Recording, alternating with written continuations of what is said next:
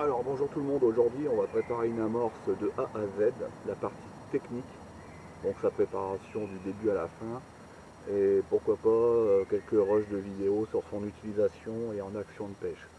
Donc là, premièrement, si le contenu vous intéresse, merci beaucoup de vous abonner, ça fait énormément plaisir et ça soutient la chaîne. Un petit commentaire et un j'aime. Donc là, on attaque tout de suite. Donc aujourd'hui, j'ai préparé 1 kg de terre de somme non tamisée pour le moment. Et j'ai préparé 2 kg d'amorce Black Pounder de chez Champion Feed. On verra bien comment elle travaille en étang aujourd'hui. Dans un premier temps, je vais déjà finir un papier qui a déjà été commencé.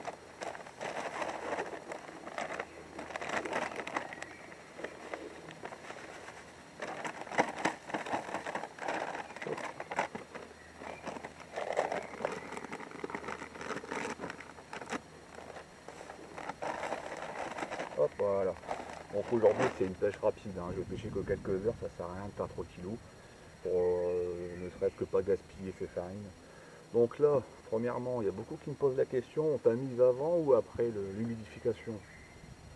Je vois pas l'intérêt de tamiser avant. Donc là j'ai ma farine qui est prête.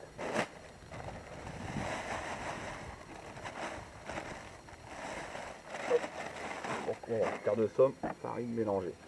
Donc on me dit souvent, c'est quoi tes dosages? Mes dosages c'est simple, j'ai 1,3 kg de farine environ et j'ai à peu près 1 kg de farine et de terre de somme. Donc on peut voir, la terre de somme elle est bien plus claire que l'amorce. Donc pour répondre à la question, on tamise avant ou après le mouillage? J'aimerais dire on tamise après. Donc là, farine plus terre de somme à sec. On peut déjà brasser notre mélange. Voilà, comme ça.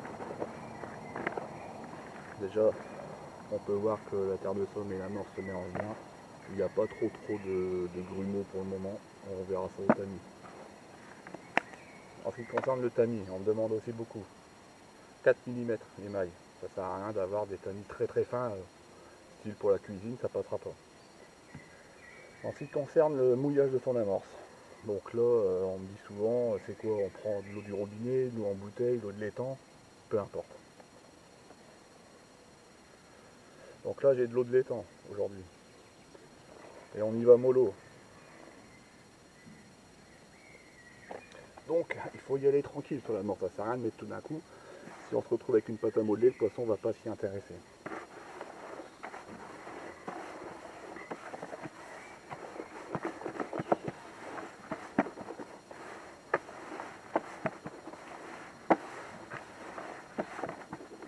Et concernant le brassage, il faut y aller de manière énergétique, hein. Sinon ça sert à rien de préparer son amorce. Le but du jeu là, c'est que tout le mélange soit homogène avant le passage au tamis.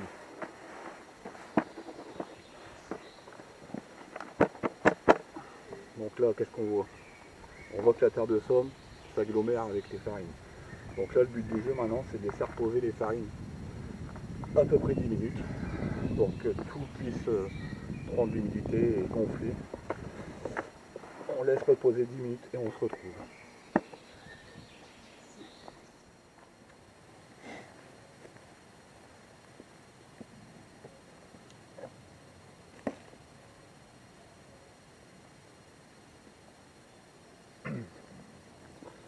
Donc on se retrouve après les 10 minutes comme prévu. Donc là la farine a très peu bougé, hein. Donc vous pouvez constater qu'elle est encore telle qu'on l'a laissée, un poil plus sèche du coup. Il va falloir évidemment la remouiller, hein, donc peut-être plusieurs fois même. Donc là, la prochaine étape, c'est une étape les plus faciles à faire, mais pourtant beaucoup de pêcheurs amateurs ne le font pas, et pourtant on devrait le faire. Je reviens au tamis de 4 mm. Donc là c'est très simple, l'opération est très facile à faire. On prend un deuxième seau à côté. Et on y va. Donc il ne faut pas tout mettre sur le tamis du premier coup, ça sert à rien, vous allez perdre du temps. Donc je vous rappelle que c'est un tamis à maille de 4 mm. Il vous sera aussi fort utile pour prendre soin de vos appâts vivants. Donc là, qu'est-ce qu'on voit? On voit qu'on a retiré de notre amorce tous les agglomérations de terre de somme, de farine, éventuellement des cailloux, parce que dans la terre de somme, il y a des cailloux. Donc toute cette partie-là, on ne la conserve pas.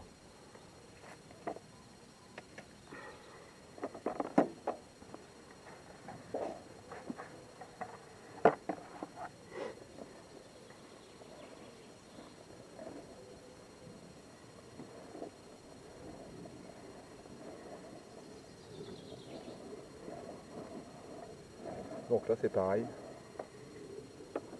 on peut voir qu'on a retiré les cailloux, les agglomérations de terre de somme plus terre, donc ça sert à rien, ça va déséquilibrer l'homogénéité de l'amorce, donc on retire. Voilà.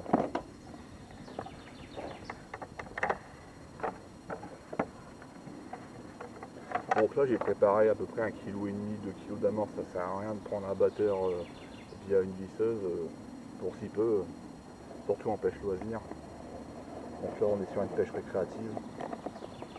Hop, voilà. Peut-être pas encore fini. Alors regardez. Maintenant on se retrouve avec une amorce beaucoup plus affinée, beaucoup plus mélangée, terre et farine.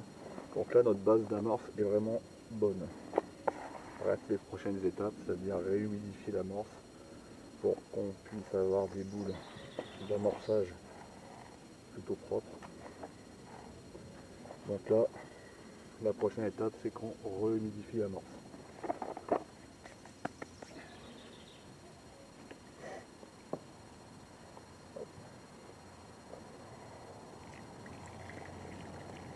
Sur l'eau, il faut y aller tranquille. Ça sert à rien d'arriver puis de lancer un litre d'eau, on va se retrouver avec une pâte. Et la pâte, le poisson, il en voudra pas.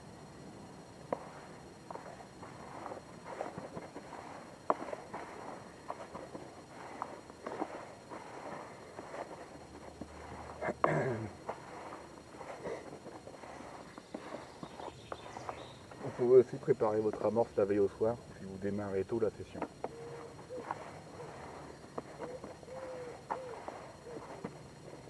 Donc là on peut faire un premier test.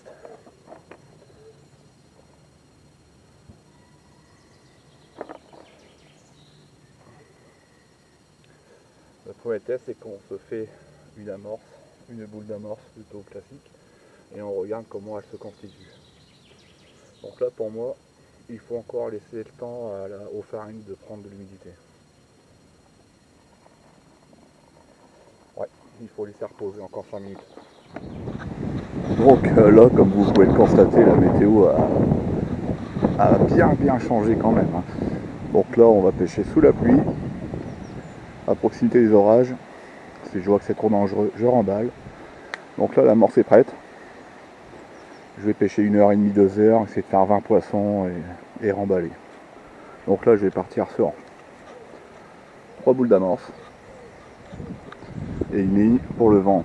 Donc là, on se focalise plus sur l'amorce parce que la vidéo est dédiée sur l'amorce. Donc, je prépare ma canne et on envoie. Allez, c'est parti avec cette météo extraordinaire, on va peut-être toucher du poisson.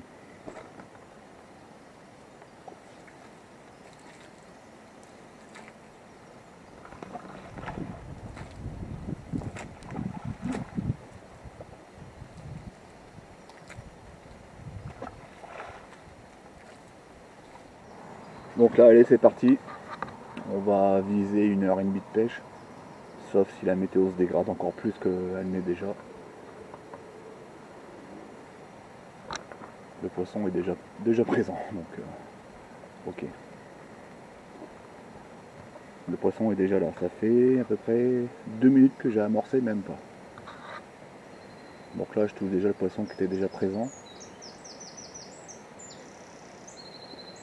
À voir si ça se confirme.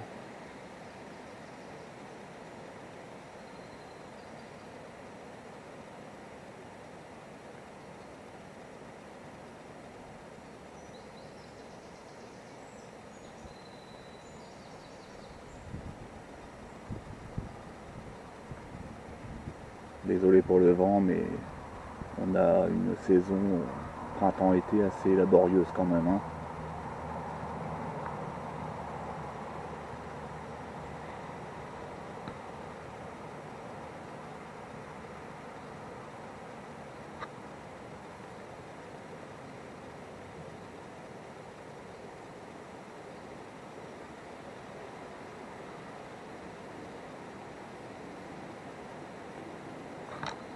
Voilà. L'avantage avec une amorce très fine, l'avantage qu'on a avec une amorce bien préparée, et de qualité surtout, c'est que le poisson répond très vite. Le poisson répond dans les 2 minutes qui suivent, hein. Bon, je ne les mets pas en bourriche, ça sert à rien.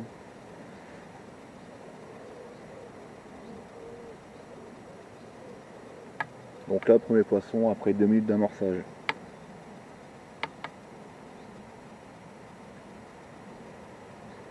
Et si vous avez des questions, n'hésitez pas à me mettre des commentaires pour détailler l'amorce en étant.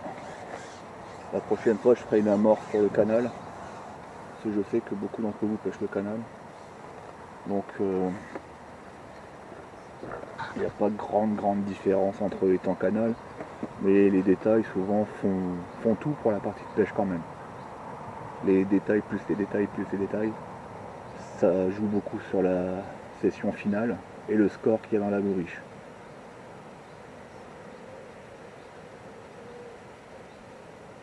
Donc là, le gardon répond rapidement.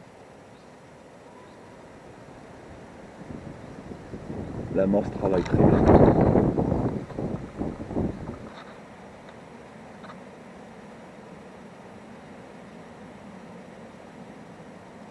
Les touches sont présentes.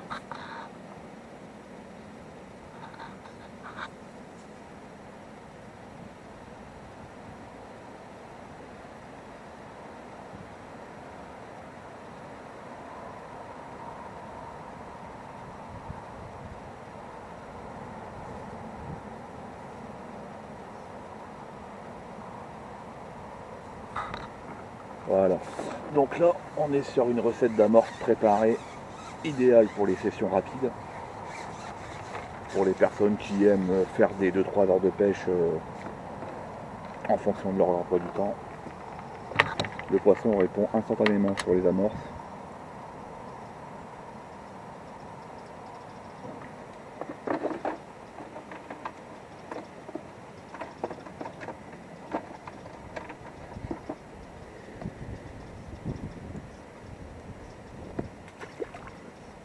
Donc là, je les remets tous à l'eau, ça sert à rien de les garder en bourriche. Surtout vu la météo, ça sert à rien de s'étaler avec du matériel à n'en plus finir.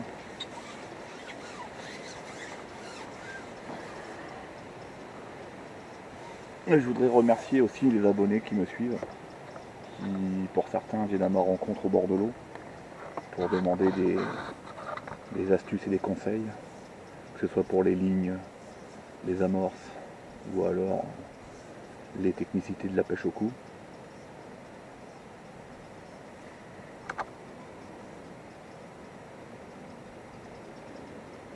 Bon, la météo est en train de changer, on se retrouve tout à l'heure.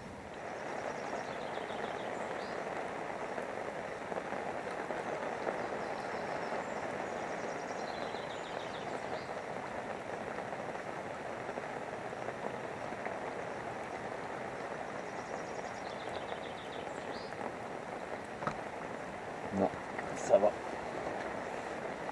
Pour l'instant, ça va. J'arrive à éviter les casses. Bon, c'est déjà du beau poisson, hein.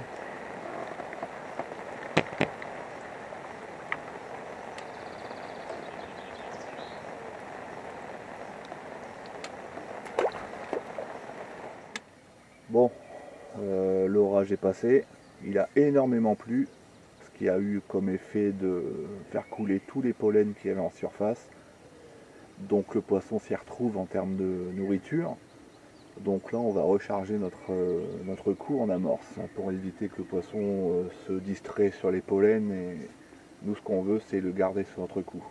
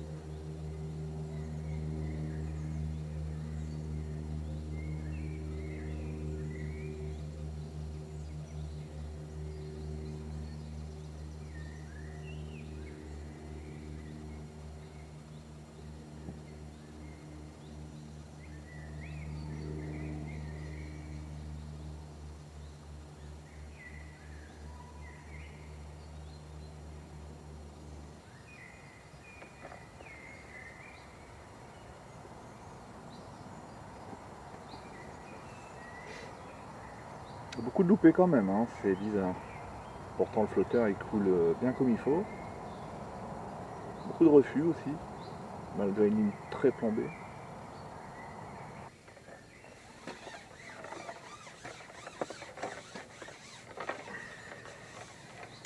Faut dire aussi, j'ai pas choisi le moment optimal pour la pêche, hein. Dans cet étang, il y a eu un très gros concours il y a 2 jours, avec 50 participants. Donc en termes d'amorçage, il y a eu la dose. Et en plus de ça, la météo nous a offert une averse pendant au moins une demi-heure. Donc les conditions ne sont pas optimales à des très gros scores. Mais les 20 poissons sont bientôt présents.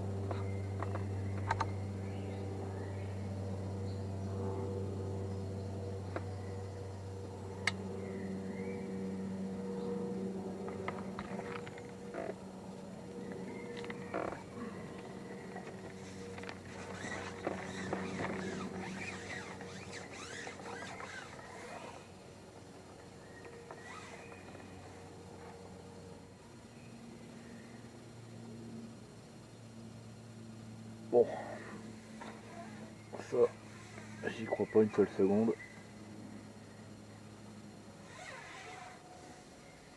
Le badine va casser, c'est sûr. L'esturgeon est arrivé sur mon amorce.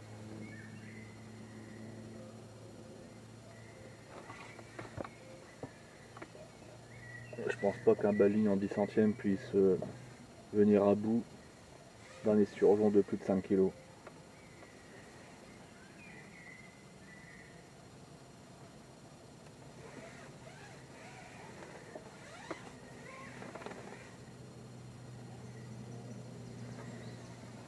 À moins d'un miracle, j'y crois pas une seconde.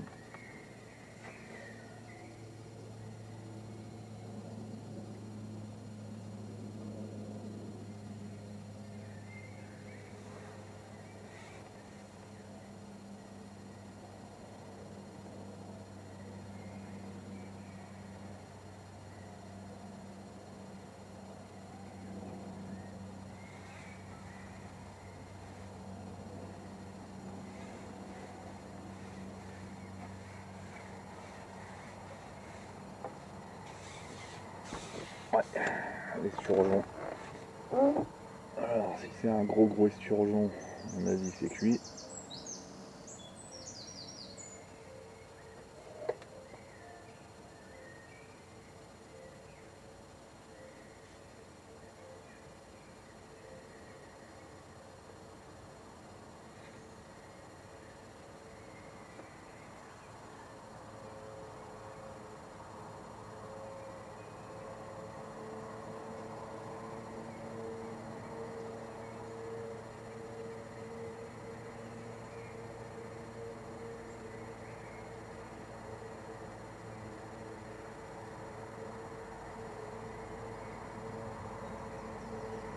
Esturgeon, ça va, c'est un petit, donc j'ai peut-être mes chances de faire ce poisson.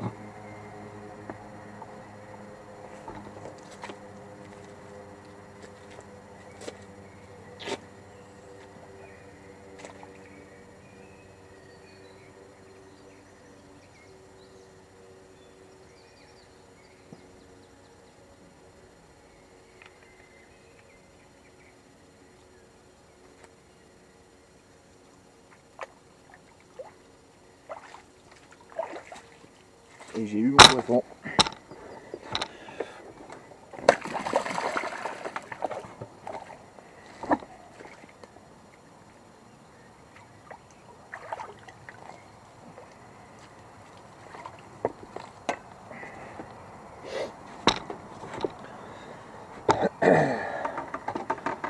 Un petit esturgeon de 3 kg, même pas 2, pris dans la nageoire pour changer.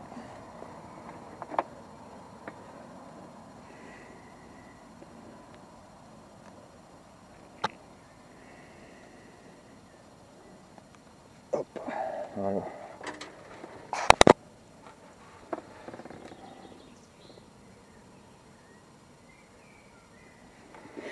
On va le relâcher plus loin. Donc aujourd'hui, objectif réussi. Un peu plus de 20 poissons en 45 minutes. Donc si le contenu vous plaît, n'hésitez pas à vous abonner pour d'autres aventures sur YouTube.